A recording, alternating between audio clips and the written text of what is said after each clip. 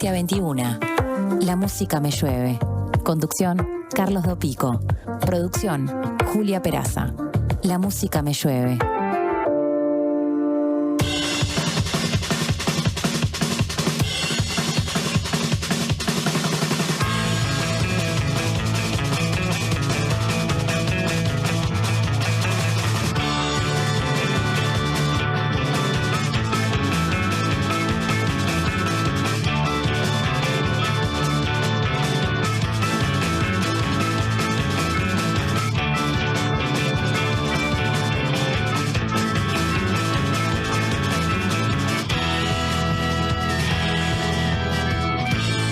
Minutos pasan de las 20 horas. Buenas noches, bienvenidas, bienvenidos. Esto es La Música Me Llueve.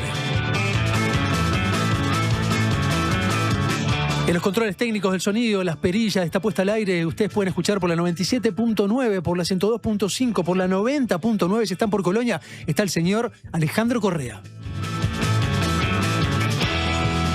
En el switch master de la puesta al aire de esta misión que ustedes pueden sintonizar por el streaming de la diaria, si ingresan por el canal de YouTube, está el señor Joaquín González.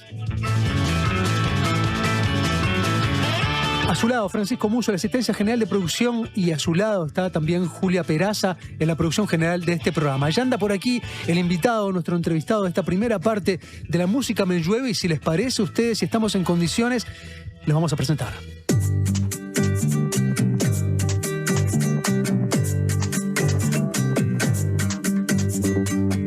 Su cara en el dintel, era un perro herido bajo el piel, una casa en ruinas, un hotel donde nadie vive, nadie es.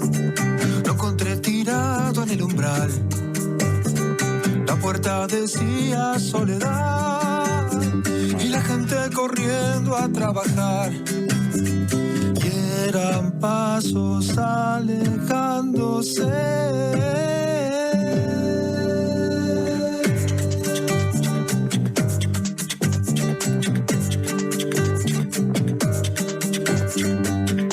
Y eran pasos alejándose. Es músico, compositor, arreglador, productor musical, docente e incluso periodista. Acaba de publicar junto a Javier Ventoso un disco mínimo llamado Micro, un álbum de 10 canciones cuya duración total es de 10 minutos 25 segundos, que se teje entre arreglos minuciosos y textos que exploran la memoria y la poesía de lo mínimo. La canción más extensa dura 1 minuto 15, la más breve apenas 20 segundos. ¿Qué es ese rojo el que nos abre la pregunta? La eterna duda de cuándo parará. Es autor de estas pócimas sonoras, de estos extractos de canción. Es Jorge Alastra, un guitarrista, cantante que lleva un extenso recorrido de la escena de la música popular local y la canción de autor. Con este lleva editados 5 trabajos de forma solista, desde que en 2007 irrumpió Comparte, cuyo título emerge de esta canción.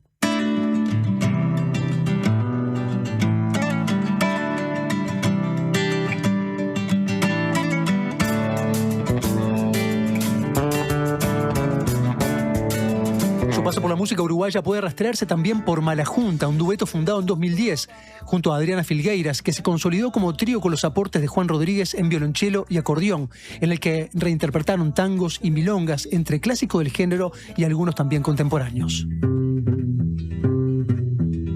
Si a veces alguna pena me llega a mojar los ojos y encuentro que del olvido se me aparecen sus labios rojos. Su trabajo ha tenido el reconocimiento en más de una oportunidad. En 2008 el premio Graffiti como compositor y productor de Una de Cabrera. En 2013 el Graffiti a mejor disco de tango con Malajunta. En 2014 primer premio de la Comisión Bicentenario por Hacia la Yui, una canción sobre el artiguismo con la que decidió cerrar su tercer disco, Azar.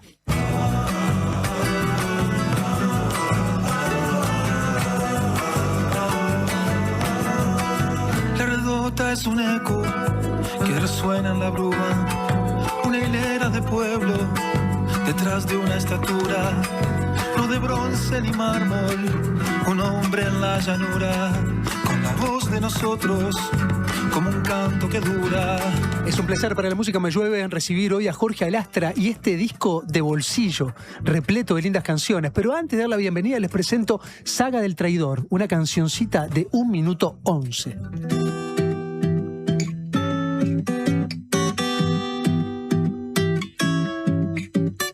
Te recortaba el traidor detrás de una red sedosa, me clausuraba el amor, desvanecía la rosa.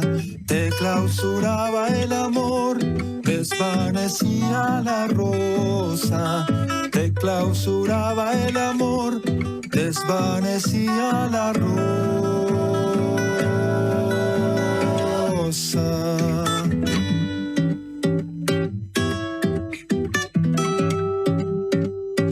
Clausuraba el amor, desvanecía la rosa. Te clausuraba el amor, desvanecía la... Te clausuraba el amor, desvanecía la rosa.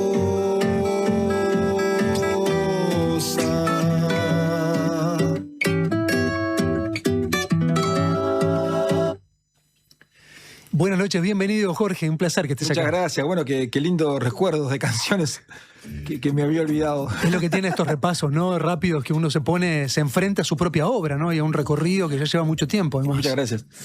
Bueno, muchas gracias por la invitación y bueno, muy contento de haber sacado este material. Así que... Es un disco de bolsillo, le decía yo recién, como para tratar de encontrar una definición a esto que no es nada habitual, ¿no? Un disco tan breve, tan conciso, tan compacto, tan eso de esencia, de aceite esencial, ¿no? Claro, fue un disco que fue una idea del año pasado, surgió. Viste que ahora el tiempo cada vez más corto. La gente no tiene tiempo ni para nada, o sea, ni para pensar muchas veces. Y se me ocurrió hacer canciones así, que tuvieran ese espacio temporal, ya que no hay tiempo para nada, ¿por qué no escuchar una canción de pocos segundos? Pero que esa canción al mismo tiempo tuviera un desarrollo de una canción estándar. Fue por ahí la idea, ¿viste? Sin duda. Para acoplarte a la demanda de esta vorágine actual o para proponer una grajeíta poética. Claro, es una especie no quiero ser muy irónico, pero es una especie de cosa irónica, ¿no? En el fondo. Sí, claro. Un amigo me dijo, pero tenías que haber hecho una canción al revés de 20 minutos para contrarrestar, pero no, al revés. Es que en ese lapso de tiempo vos también podés apreciar algo artístico. No solamente, si vos no tenés tiempo de hacerlo, quizás en esos segundos puedas reparar en algo que, mirá, me lleva a un disco que tiene 10 minutos. Va por ahí la idea, ¿no? Por lo menos además me captó la atención, porque una cosa es publicar un simple, claro, de los miles que hay, ¿no? Y es una práctica además que existe desde los principios mismos de la música, ¿no? De la industria musical. Claro. O sea, editar una canción, hoy en día lo vemos como casi ir contra el concepto discográfico, pero fue algo que se hizo toda la vida. Sin embargo, hacer por el contrario lo que vos publicaste, ¿no? Un disco de microcanciones. Es muy poco común. ¿Tenés algún rastro de algún antecedente que haya existido de una práctica similar? Hay canciones, yo estuve rastreando. Canciones ni que hablar. De hecho, hoy vamos a coincidir un poco, porque en la segunda parte del programa vamos a estar hablando de Pixies. Tienen un montón de canciones de 1 minuto y medio, 1 minuto 50, 2 minutos, o sea, patadas al pecho, pero ya viene como de otra impronta, ¿no? Claro. Acá vos podrías desplegar una canción de 4 o 5 minutos, sin embargo, elegís hacerlo en 50 segundos, en 1 minuto 10. Fue la idea y fue también, también además de lo temporal, hay también un guiño hacia la producción de hoy musical. Viste que está todo sobreproducido, todo editado, hoy se edita mucho en los estudios. Te habrá pasado que quizás a vos también haciendo una locución y que te editan la voz, ¿viste? Te saca las pausas, las comas. Te saca la respiración. Este disco fue un poco a contramano de eso. Es hacer lo que surja, inclusive en el estudio, pero con una idea de maqueta. O sea, la maqueta es la preproducción para ir a un estudio. Yo me decidí a hacer el disco en la preproducción, que ese fuera el disco. Y Javier Ventoso... Que no tuviera una antesala, que fuera directamente a eso. Que fuera eso. Vamos ahí. Y con la cabeza de una maqueta. ¿Entendés lo que te quiero decir? Sí, sí. O sea, hacer pruebas para ir a un estudio, pero no que la misma prueba terminara siendo el objeto del disco. ¿Y cuántas veces grabaste cada una de las piecitas que son parte del disco? No, eso fueron Tomas únicas. Tomas únicas. Ojo, tomas únicas de guitarras, de ciertas cosas, de percusión, pero después lo trabajamos con esa cabeza de la impronta Del laboratorio. del laboratorio. sonoro, sí. Javier Ventoso fue factotum así principal del disco para eso. Que es muy linda su participación también. muy hermosa, ¿no? En es un gran coritos, músico. en arreglitos, en bajo. Claro, y entendió la idea por donde iba, que tiene que ser austero, Ujú. y que fue también fuerte, en la canción no se cayera, digamos, ¿no? Bueno, espero que la gente lo entienda así, ¿no? Ya el año pasado habías hecho junto a Javier también, habían publicado Corre Niño, una micro canción de 1 minuto Sí. que no es parte de este disco. Quiero No. escucarlo contigo. Corre, corre, niño, no te hagas el listo, no me quieras descansar. Que la vida es dura, en la noche oscura de la calle su espiral. Sordida violencia, lava la conciencia, sos un engranaje más. Tu destino es negro, niño de mis versos, hoy te quiero abrazar. Corre, corre, niño, por un laberinto. ¿Es quizá un embrión de este trabajo discográfico? Eso es una canción que sí, la sacamos del material porque la producción era diferente, el sonido y todo, a lo que decidimos después, las 10 canciones. Claro. Había más canciones. De que Carlos. fuera algo más analógico. Claro, había más canciones, eran 14, pero yo decidí hacerlo en 10, dejarlo en 10. Pero Corre Niño también entraba, pero como la producción fue diferente, hay un bajo nada más, un bombo. La base es esa, no hay armonía, hay voces aleatorias que aparecen misteriosas ahí. Ujú. Y era un poco diferente y más oscuro que el disco en general. Claro. Yo decidí no ponerla, pero es una canción que me gusta mucho, que es muy dura, que habla de ese niño que está ahí viviendo en la calle, ¿no? Con un destino negro, dice la canción. Sí, casi que la realidad de lo que estaban conversando en el programa que nos antecedía, ¿no? Es muy crudo todo. Esa canción la hice en el ómnibus, Carlos.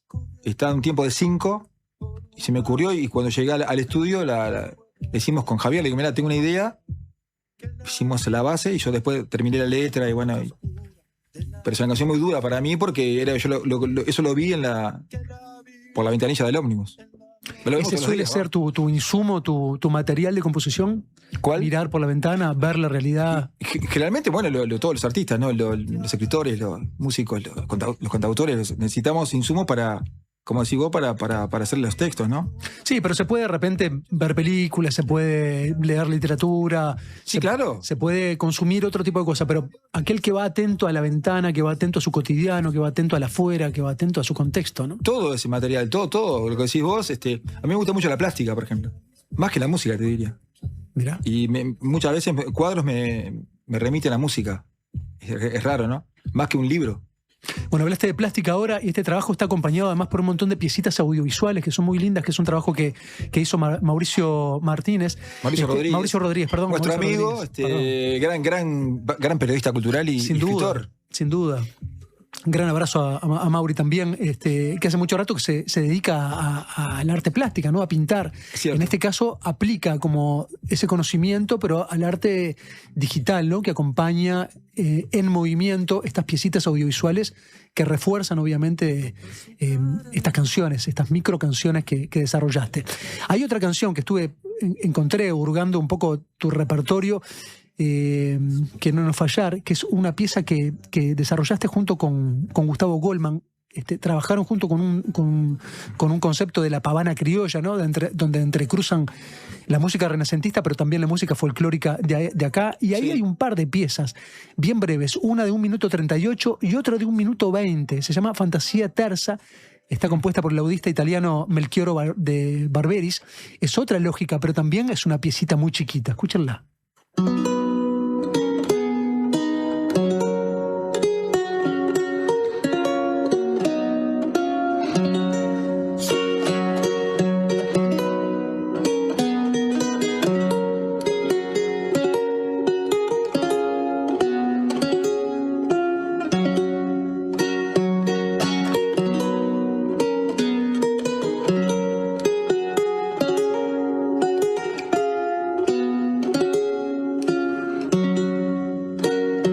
un laúd que suena ese, ¿está tocando Gustavo o está tocando vos? Es un laúd renacentista. Renacentista.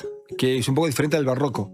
Esto es un trabajo que hicimos con Gustavo, él estaba haciendo ese material y yo metí mis versiones de música folclórica que encajaban porque discutíamos eso, de dónde venía la música nuestra y de Europa, por supuesto, que a su vez viene de otro lado, pero la que vino de acá con la conquista y estos instrumentos, el laúd, la guitarra, viene de ahí, de antecesores, de España, ¿no? Claro, el acordeón, de Italia, o sea, de ahí viene nuestra música, que nosotros la criollamos, ¿no? Uh-huh. Pero entonces la idea era colocar también versiones mías de canciones folclóricas, del área folclórica, pero con una nueva cabeza, no hacer un cover, sino arreglarlas, adaptarlas, digamos. Y este es el trabajo de Panamá Criolla. Buenísimo, es muy lindo también, trabajo recomendable, pero volvamos a este micro, a este álbum de 10 minutos 25 segundos. Hoy cuando hablábamos de agregarle más canciones, me parece también muy interesante el concepto de sostener la brevedad incluso en el disco, claro. no llenar 40 minutos de canciones cortas. Claro. Es un disco corto de canciones cortas. Esa era la idea. ¿No? Pero lo que te quiero preguntar es, ¿hay un compromiso de que sean eso? Porque muchas podrían tener un desarrollo, muchas podrían ser un proyecto de canción, quizá condensan todo para estirarla y anexarle un poco más de texto y capaz que una inflexión o un giro melódico, pero el compromiso es que sean eso. Vos sabés que muchos músicos me han dicho, che, ¿por qué no? Qué bueno que está para que la desarrolles. Me quedó corto el disco, lo cual está bueno.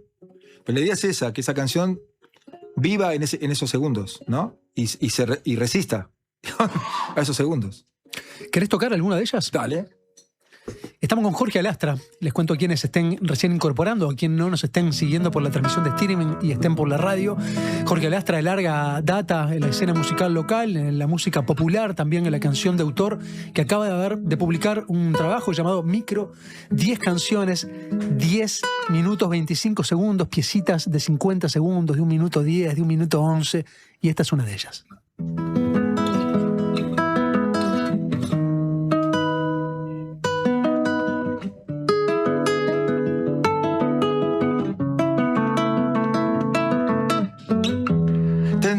Tendré recuerdos de migrante, valija temblándome al costado, y la foto portal de la cubierta de un barco en la tiniebla, de un barco en la tiniebla.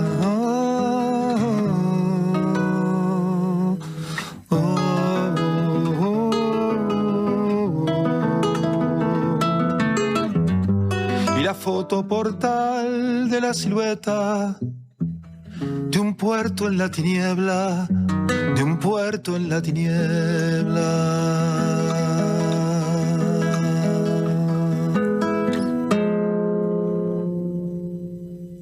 Jorge Alastra, esto es la música mayor. Ya venimos. No me quieras descansar. La tormenta va a explotar. Deja que la descarga te atraviese. La música me llueve. Buen día, acá Leo desde Colonia. Los escucho siempre desde el laburo. Gracias por la compañía todas las mañanas. Y aprovecho a mandarle un saludo a mi mejor amiga Belu, que estoy esperando que venda el Swift. Dale, Belu, dale.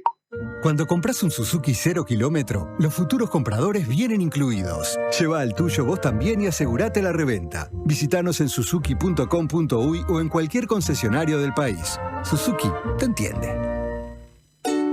Última oportunidad para ponerse al día con la contribución inmobiliaria en Canelones. Hasta el 30 de octubre, accedes a convenios sin multas ni recargos y hasta en 60 cuotas. Informate por el 1828 o a través de imcanelones.gov.uy.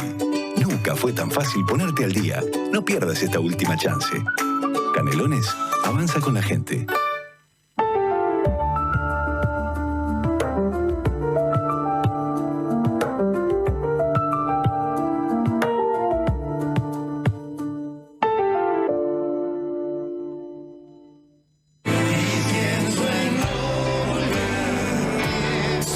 Camerata en vivo en La Trastienda, presentando su primer álbum, Suma Camerata.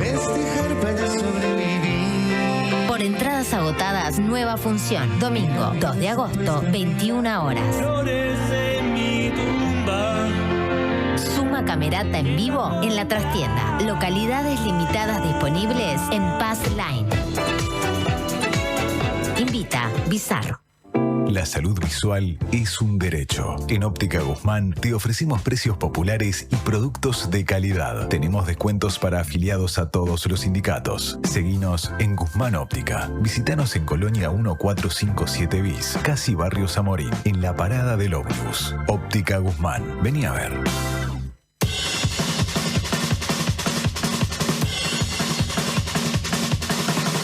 La música me llueve. Un diluvio sonoro para terminar el día. Deja que la descarga te atraviese.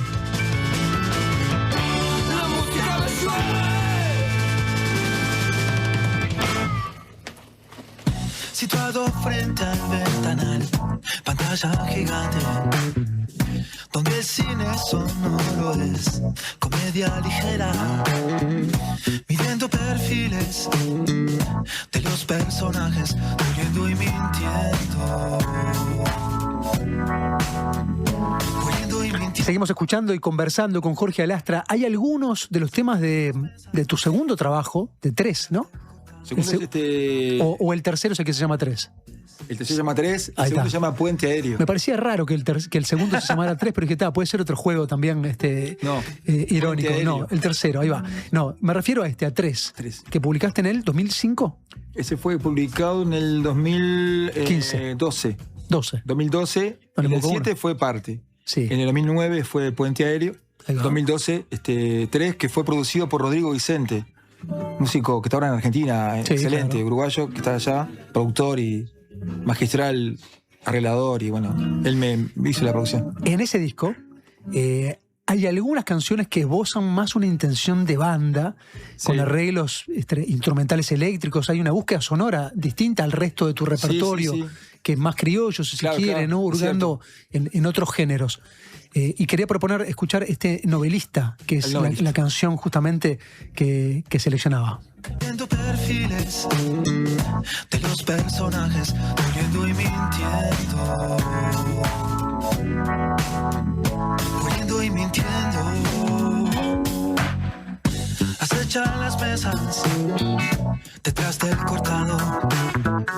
Libreta de apuntes donde agoniza la idea. Propósito incierto. Queda bien claro que acabas por otro lado. ¿Te sedujo en algún momento seguir investigando en este universo o le pusiste raya? Y quiero saber por qué razón. Qué buena pregunta. No, porque este disco fue producido por Rodrigo, que es un tipo que maneja el pop como nadie, o sea, y él hace esa música. Está bien, pero vos pusiste el pie ahí. Yo puse el pie ahí porque me interesaba también investigar por ahí.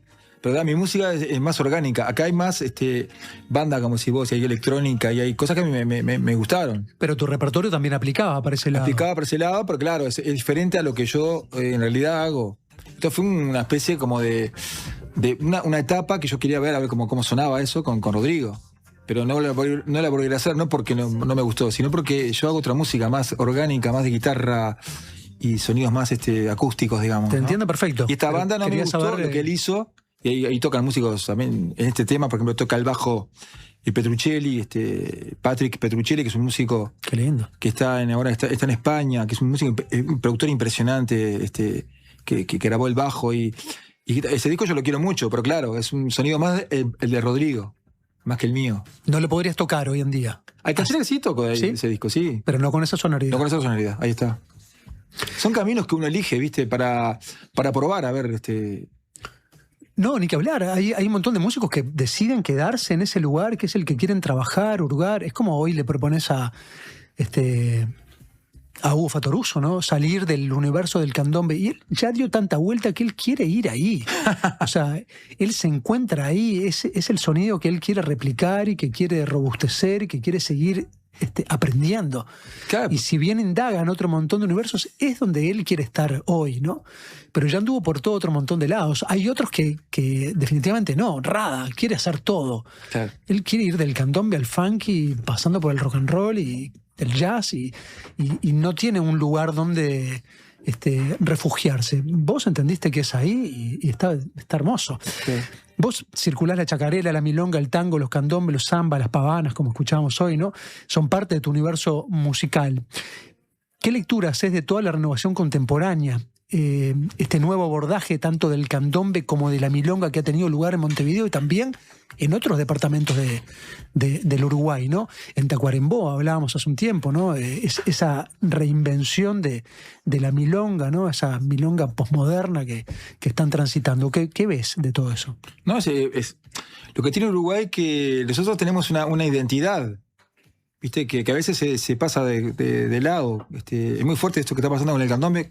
Está divino. Me parece que tenía que pasar algún día en Uruguay y que salga al exterior. Que nosotros somos eso, somos esa música.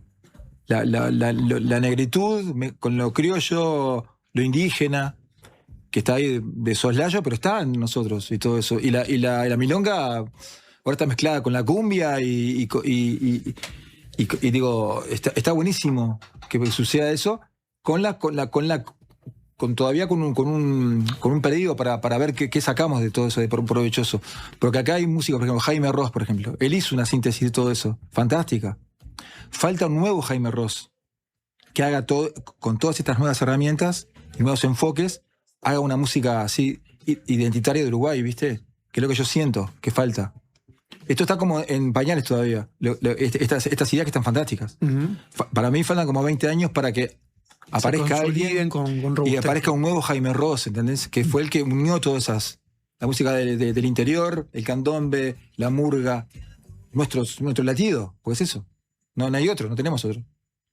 Qué linda charla para seguir desplegando. Claro, es muy interesante todo eso. Sí, ni que hablar. Quiero anunciar un par de fechas concretas. El 10 de septiembre vas a estar presentando este trabajo junto con otro repertorio de tu obra. Obviamente 10 minutos 25 no daría para un concierto, claro. pero es un momento muy, muy lindo también, muy íntimo y muy artesanal el de estas canciones. 10 de septiembre, Sala Corchea.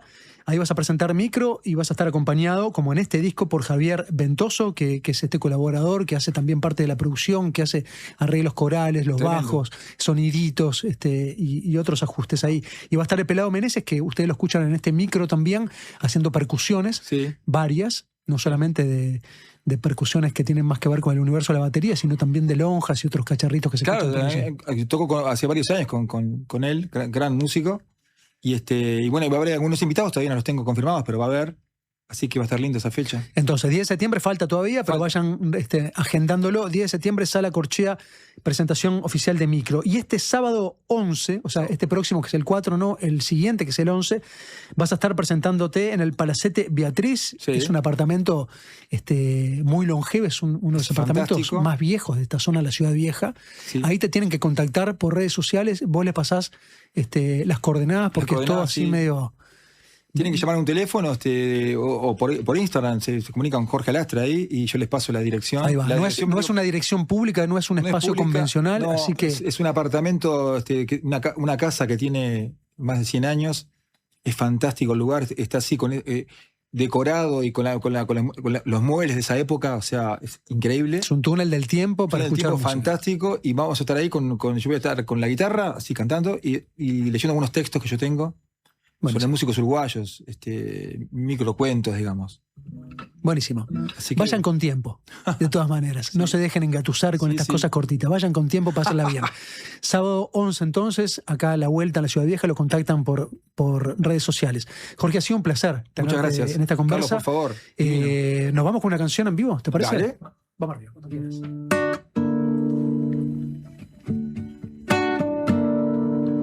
Las rolas.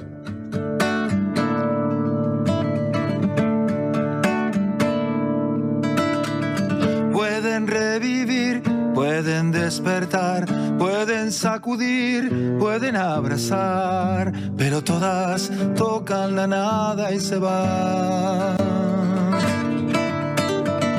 Pueden resistir, pueden esperar, pueden seducir, pueden alumbrar, pero todas tocan la nada y se van. Algo se quebró en tu corazón, la lámpara extingue su antiguo misterio. Los fantasmas rondan en la confusión, mariposas tristes quemando su vuelo. Pueden redimir, pueden revelar, pueden aburrir, pueden abrigar, pero todas tocan la nada y se van. Pueden malherir, pueden conversar, confundir hasta la verdad, pero todas tocan la nada y se van. Algo encendió tu corazón, si eran combustibles aquellos incendios.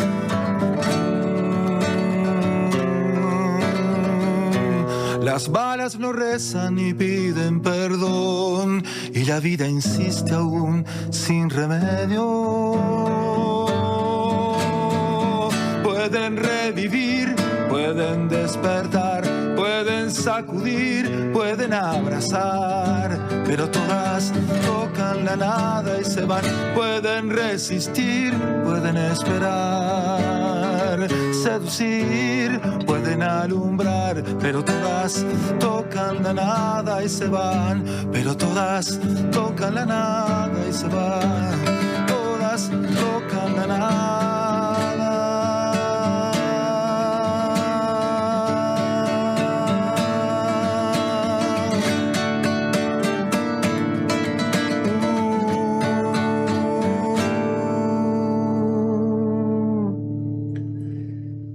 Jorge Lastra, en vivo, en La Música Me Llueve. Gracias por venir.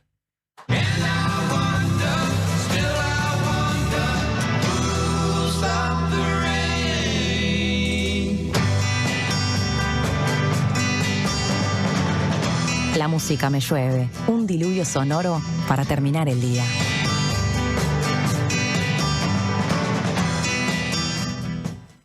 Tómate unos segundos y pensá en qué momento de tu vida estabas cuando ganamos aquellas 2 finales seguidas a Inglaterra e Italia en 2014. Ahora pensá en este momento, en los planes que tenés para ver el Mundial. Cambió un montón la vida, ¿no? Para todos esos mundiales que están por venir y para toda tu vida, tenés seguros de vida y ahorro del Banco de Seguros del Estado, aseguradora oficial de la Celeste. Exigimos reconocimiento profesional. Es urgente anualizar y universalizar el programa de maestras comunitarias. Por el pasaje de 15 a 20 horas en el área artística y la equiparación salarial. Por creación de cargos, tutorías y auxiliares. Plan de obras y reparaciones ya. Compromiso 6+1. ADEMU Montevideo, FUNTEP, CESEU, PIT-CNT. La señal indicará las 19 horas 30 minutos 0 segundos. 19:30 en el centenario. Lo que se dice, la primera en casa. La señal indicará que esto es una señal. La historia te está llamando, el futuro también. Mirá los mejores partidos por Canal 5 en Antel TV desde cualquier rincón del país, en todas las pantallas y sin gastar tus datos. Antel, el futuro lo creamos juntos. Redes y vías de contacto. Comunicate al 099-891-888. Mail radio@ladiaria.com.uy. Llegó a Carper la SUV que no te vas a poder sacar de la cabeza. Chevrolet Sonic, la SUV que nació para ser inolvidable. Diseño deportivo, tecnología, conectividad y la seguridad que necesitas para disfrutar cada camino. Encontrala ahora en Carper desde $26.990. Te esperamos en nuestro local de Boulevard Artigas, esquina Gustavo Gallinal. Carper, tu Chevrolet, marca Carper. ¿Usted sabe por qué nos siguen eligiendo? Porque somos credibilidad, confianza, contención y compañía calificada. Porque además le brindamos a los socios más de 20 talleres multitemáticos en la Fundación SECOM destinados a promover la calidad de vida y muchos beneficios más. Porque estamos para usted las 24 horas, los 365 días del año. SECOM, primer servicio de compañía de Uruguay y del mundo.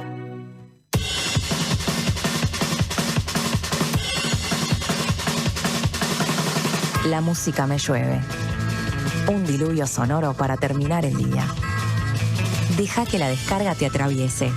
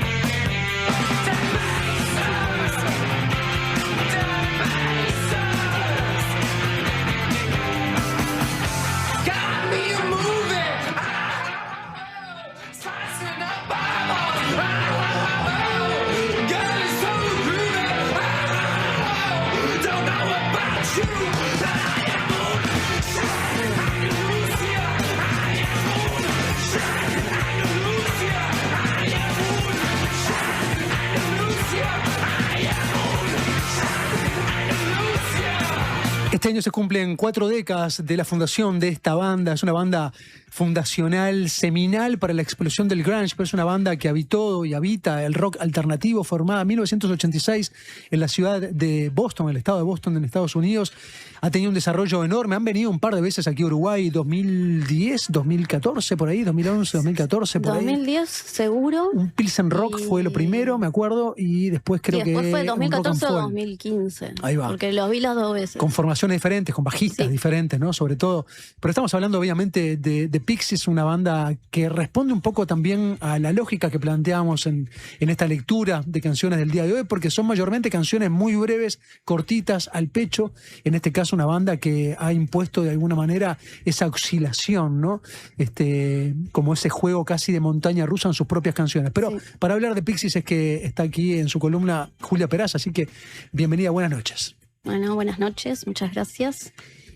Sí, bueno, vamos a hablar un poco de todo, ¿no? De un poco de eso, pero la idea es también salirnos un poco de esa cuestión de hablar de su influencia, sobre todo en el grunge y en Nirvana, ¿no? Que es como que se los tiene como los pioneros, los referentes, por esa cuestión del loud, quiet loud, que es esa música en el que los estribillos eran como explosivos, ¿no? Pero después los versos eran como mucho más calmos, ¿no? Pero tampoco es una cosa que inventaron ellos, ¿no? Es una cosa que ya estaba a la vuelta. Pero es parte de su fórmula, ¿no? Pero era parte de su fórmula y es como que siempre que se habla de ellos se destaca eso. Y no sé si diría que es lo más importante porque en realidad es una banda para mí súper, súper rara, súper, súper original, pero que a la vez hizo canciones súper pegadizas, hizo canciones que fueron un éxito, ¿no? Y se volvió una banda bastante de culto, ¿no? El día de hoy. Incluso si los escuchamos hoy, en 2026, sigue siendo una banda súper rara, ¿no? Y creo que eso se toca debió... mucho, además, ¿no? Están todo el tiempo en actividad de gira, todo el tiempo. Sí, sí, sí. Y nada, tienen esa cosa que para mí es como una mezcla única de ingredientes. Creo que eso, si los tengo que resumir, es eso, ¿no? Porque eran como una mezcla del punk y del noise, tenían bastante de eso, pero les gustaba mucho el pop de los 60, les gustaba mucho el surf rock. Había como una mezcla, ¿no? Súper extraña y súper particular.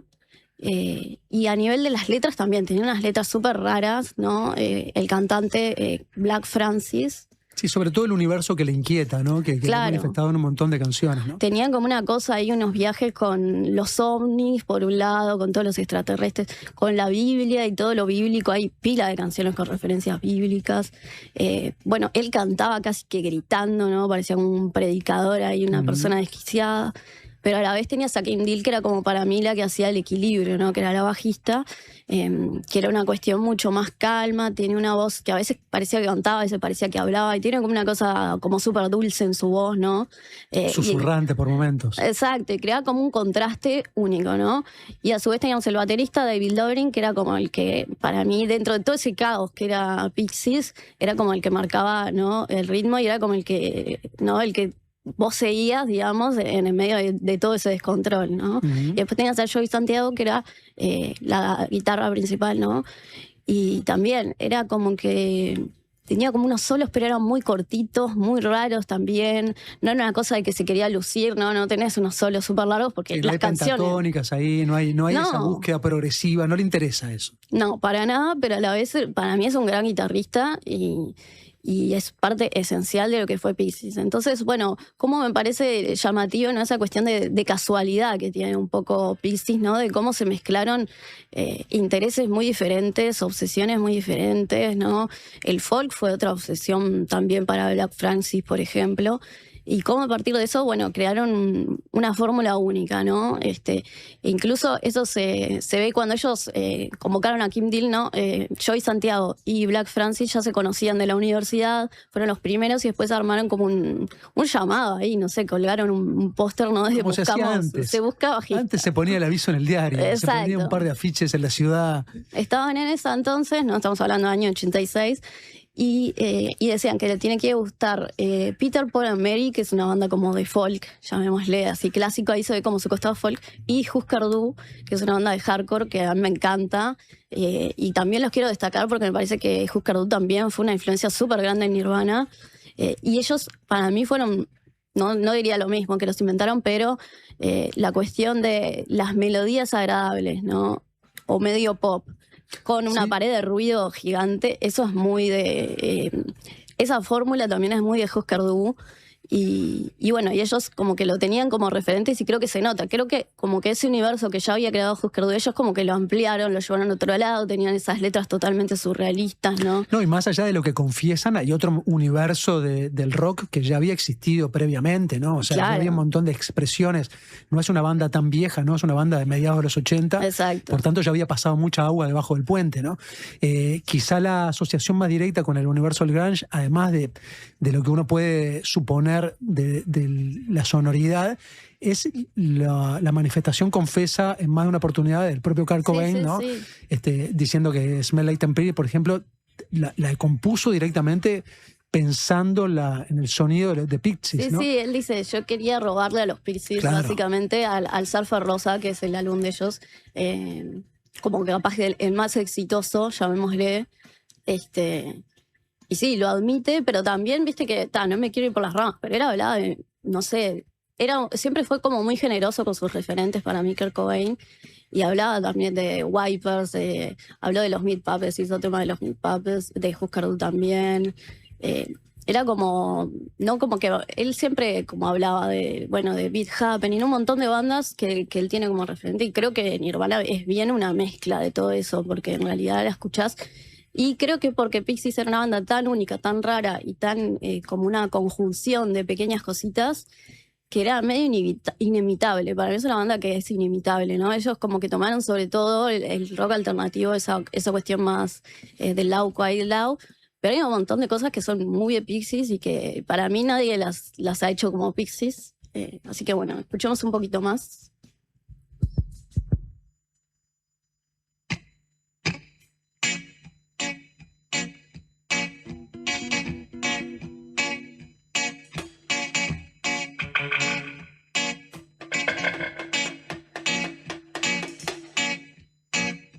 Hope everything is alright.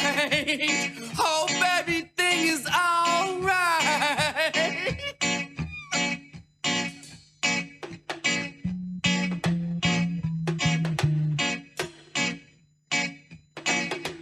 What's that floating in the water?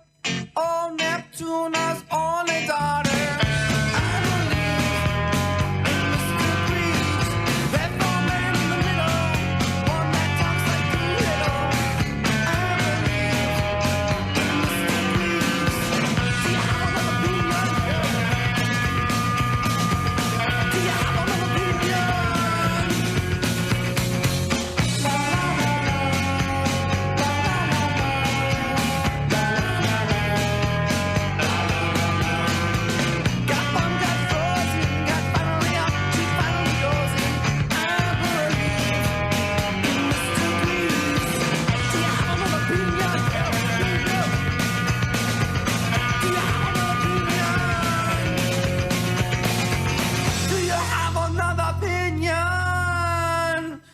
You can cry, you can moan, but can you swing from a good road?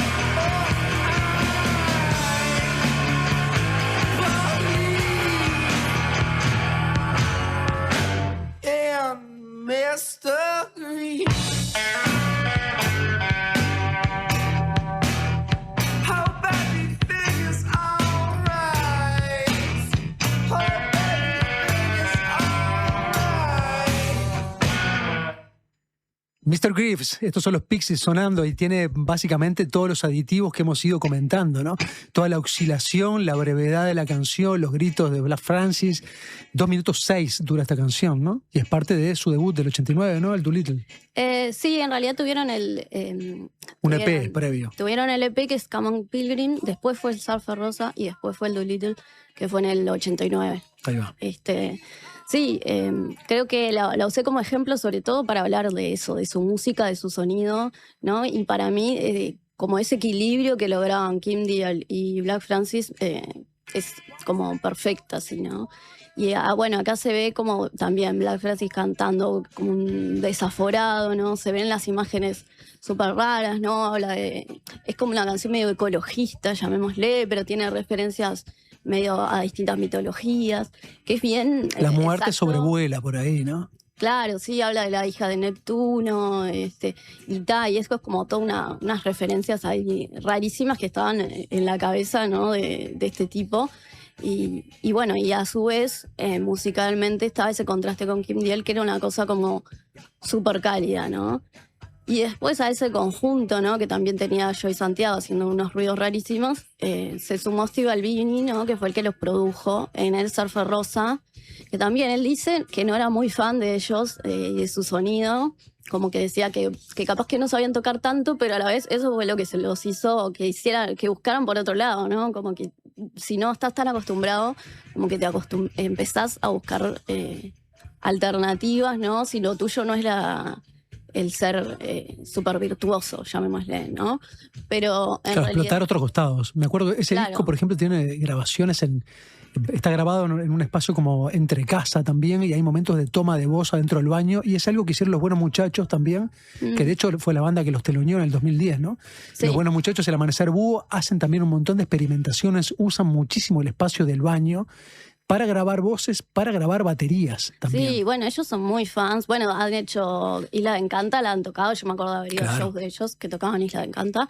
Y bueno, y el programa que tiene con Nilson Barceló, lleva ese nombre. Pedro Dalton, también se llama Isla de Encanta. Sí, se nota un poco esa influencia, ¿no? Creo que sí, fue una de esas bandas en los 80 muy, muy influyente, ¿no? No solo en Nirvana, en todo lo que vino después. O sea, pasó también con...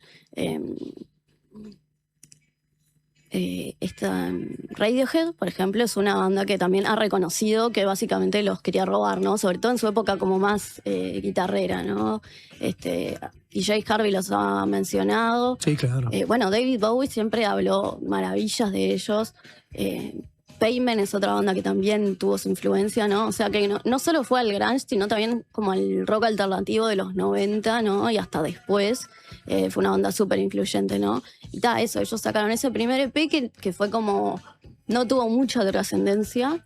Después sacaron el Surfer Rosa con la producción de Steve Albini.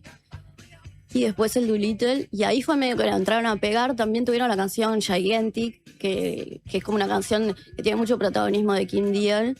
Y ella se baja después de la formación y de hecho hay un impasse ahí, ¿no? O sea, de estas 4 décadas recorridas, hay casi una década entera que está disuelta la banda, ¿no? Exacto, después tenían como hay una cuestión de egos, ¿no? Un conflicto de egos que se fue como acentuando. Y por ejemplo, que Gigantic haya sido una canción tan exitosa dentro de ciertos parámetros, ¿no? Porque tampoco fue una banda súper conocida en su momento, ¿no? Como que ahora todo el mundo la escucha y es como una banda de culto. Y bueno, hits radiales no tiene, ¿no? O sea, sonó son éxitos, pero dentro de una atmósfera. Claro, dentro de lo que eran las radios universitarias, por ejemplo, sonaron mucho. Y algo raro es que sonaron mucho también en Inglaterra, en Europa, fueron más exitosos que en Estados Unidos en su momento.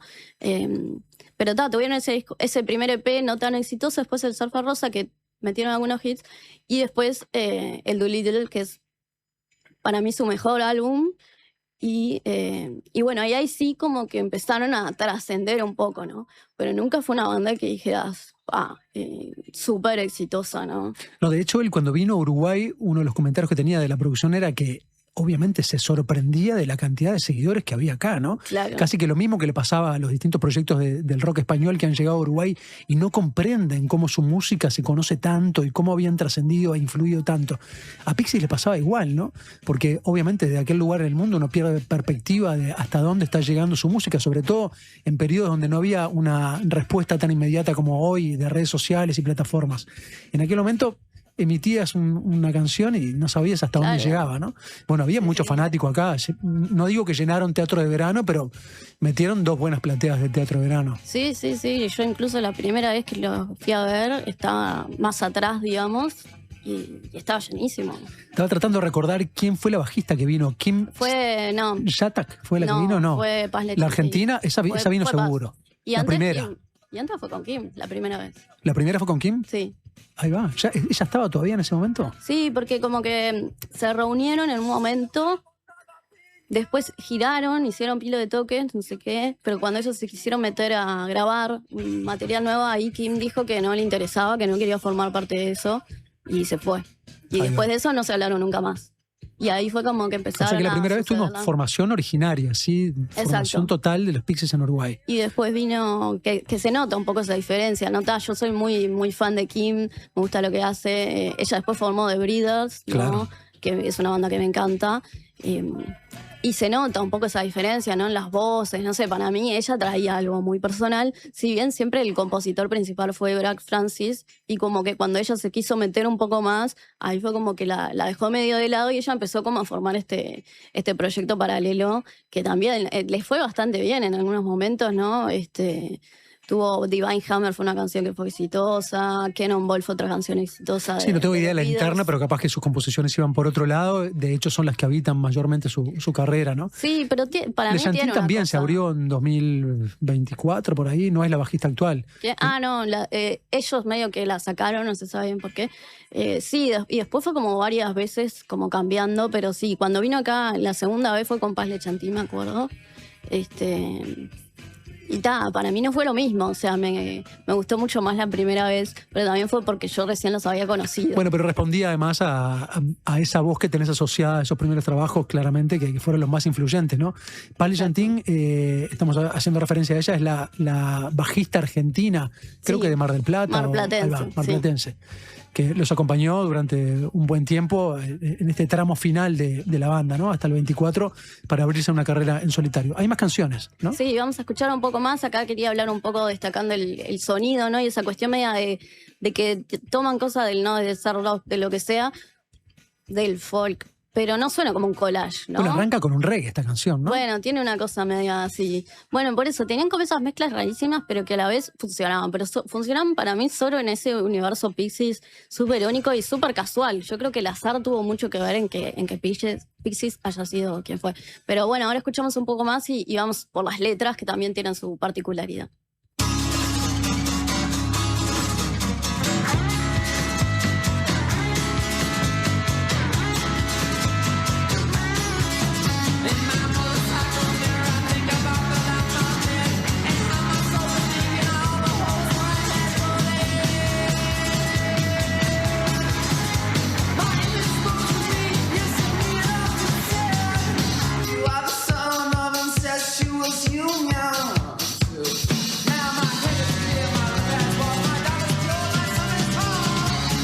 Las letras también tenemos algo súper, sobre todo surrealista, ¿no? Black Francis ha hablado bastante del surrealismo como influencia, muy fan de David Lynch, de Eraserhead, y creo que eso se nota en las canciones porque son canciones que muestran más que nada imágenes, ¿no? No tienen como una narrativa súper clara, ¿no? Es como que hay imágenes o cosas que se sugieren o cosas que aparecen, pero nunca se termina de entender, pero a la vez te llega, la canción de alguna manera te llega, capaz sea más por lo musical, pero creo que ese universo tan raro de ovnis, tenía canciones súper violentas, hablaba de incesto, hablaba como de varias cosas. Hay una cosa de la deformidad, ¿no? Que De también la le inquieta. deformidad, sí, ahí va, eso también estaba muy presente, hay monstruos, ¿no? Eso lo vamos a ver en otra canción. Un chien Andalucía, decían en la primera que estuvimos Bueno, compartiendo. esa es otra de sus referencias, ¿no? Esas de Beiser y Luis Buñuel, que también estaba en el surrealismo, digamos, fue una influencia y habla, ¿no? Habla de cortar ojos en la canción, que es algo que pasa en el perro andaluz, que es de Buñuel. Así que sí, tenía como esa cuestión muy, muy surrealista, muy rara, pero que a la vez de alguna manera te llegaba, ¿no? Y bueno, eso, fue una banda que después sacó 2 discos más, ¿no? Que fueron el Tremblement y el Bossa Nova, que para mí tienen cosas buenas, pero bueno, no llegaron al nivel de lo primero. Y después eso, 15 abre, digamos, la sacan de la banda, vuelve, más en 2010, y ahí hacen como están haciendo giras y después grabaron más. Pero a mí me llama la atención que en realidad no... Para mí ni los Pixies se pudieron acercar a los Pixies de esa época, ¿no? Como que Sinking Deal no es lo mismo y a mí las grabaciones de ahora es como que tienen una producción muy actual y no sé, ni los Pixies se pueden imitar a sí mismos, digamos. Pero bueno, escuchamos un poco más de ellos y ya nos estamos por ir. I got a broken fist. I got a broken fist. I got a broken fist. I got a broken fist. I got a broken fist. There was this boy who had children with his sisters over his side. Broken Face, entonces, del año 1989, dijimos, del Surfer Rosa, ¿es este? Surfer Rosa es anterior, del 88. Ahí va. Broken Face, entonces esta canción con la que estamos cerrando es otra micro canción, ¿no? Otra micro canción, otra canción que habla de deformidades. Y bueno, y para cerrar quería hablar un poco de eso, de su influencia, digamos, ¿no? Y de cómo esa mezcla tan única fue lo que hizo que mucha gente las imita, pero nada se parece, ¿no? Me parece interesante eso de cómo el azar a veces juega también un papel muy grande en por qué unas bandas triunfan, ¿no? Porque también se habla como esa cuestión de la genialidad, ¿no? De tal persona es un genio, pero en este caso creo que fue muy como una mezcla muy particular y a la vez lo más distintivo de ellos es que tenían canciones que eran súper pop, ¿no? Tenían grandes melodías, pero a la vez tenían un montón de ruido, ¿no? Y esa cuestión más de la mezcla entre lo que es la experimentación y lo que es el pop o lo que es la melodía, creo que es algo que también es como digno de seguir en el sentido de que muchas bandas a veces tratan de adaptarse, ¿no? Y de sonar más simples, ¿no? Para llegar a más público y sin embargo ellos eran súper complejos y bueno, terminaron llegando a un gran público, a veces también porque, bueno, What Is My Mind fue una canción que después estuvo en el Club de la Pelea, entonces como que llegó a otro público mucho más fuerte, pero nada, como esa cuestión de cómo ellos hicieron convivir cosas que eran incompatibles o que a primera vista no eran incompatibles. Bueno, después Black Francis tenía toda una obsesión con el español, ¿viste? Hay varias canciones en la de Encantes, porque No, había y de hecho hay frases no sueltas ahí adentro de las canciones que tiran un español. Bueno, por eso era como, eran cosas muy particulares que al tipo le interesaban, pero que funcionaron en ese universo Pixie, llamémosle. Y bueno, así que... Otra curiosidad de haber sido la interna de la industria musical, ¿no? Aquellos sellos que decidían publicarlo, que no se volcaran en difundir los cortes más poperos, ¿no? Here Comes Your Man, por ejemplo, imagino que deben haber pulseado para que fuera otra la canción que terminara emergiendo como simple y no esa, ¿no? Que no era representativa Claro, sí, del bueno, disco, ¿no? pero a la vez es como que va más a ese sonido de los 60 que ellos también tenían. Eran como eso, una mezcla súper única de la Biblia, los ovnis, el ruido, el punk rock, el surf rock. Y bueno, creo que eso, si lo tengo que cerrar, es lo que los hizo únicos. Y bueno, si no los conocen, los invito a escucharlos. Y bueno, eso, también el Bossa Nova y el Tremblement son otros discos que para mí tienen como grandes momentos también. Así que si le entraran esos 3 discos que son los más conocidos, ¿no? Que son estos 3 primeros, les diría que sigan metiéndose y en las canciones no tan conocidas. De hecho, yo traté de traer canciones que no fueran como los grandes hits, porque creo que eso, hay temas que fueron una locura, ¿no? de éxito, sobre todo ahora, pero en realidad tienen muchos temitas ahí metidos en los discos que son una locura. También el repertorio más contemporáneo convive con otro montón de oferta incluso hasta con parecidos, ¿no? Entonces ya es más difícil trascender y emerger a partir de ese lugar. Cerramos con algunos mensajes. Gracias, Aguante los Pixies. Era una de las bandas que habían pedido, así que de alguna manera es una complacencia que está haciendo Julia con todos ustedes.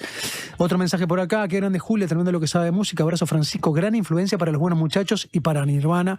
Apunta. Y acá otro que sepa qué banda que no me enganchó nunca. Estuvieron en el famoso Prison Rock 2010 y a ese fui a ver a Calamaro cuando nos llamó más amargo que al mate. No le estaba yendo bien, obviamente, esquivando los Pixies. Que le dé otra oportunidad porque son buenísimos. Bueno, es una banda que posiblemente retorne al Uruguay. Se fueron con muy buena sensación. Saben que tienen una caterva acá que la respalda. Sí. Faltan más Danilos Astoris que quizá apuesten un poco a ese contenido. Ya no hay trastiendas, pero quizá, bueno, continúan algunos de aquellos festivales que traían tanta oferta, ¿no?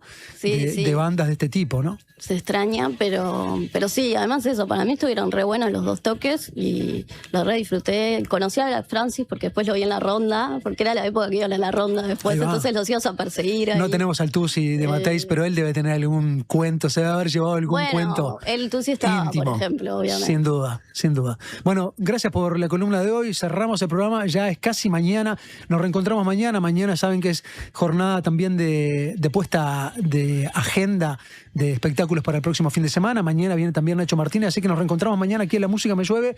Se quedan ahora con Casi Mañana.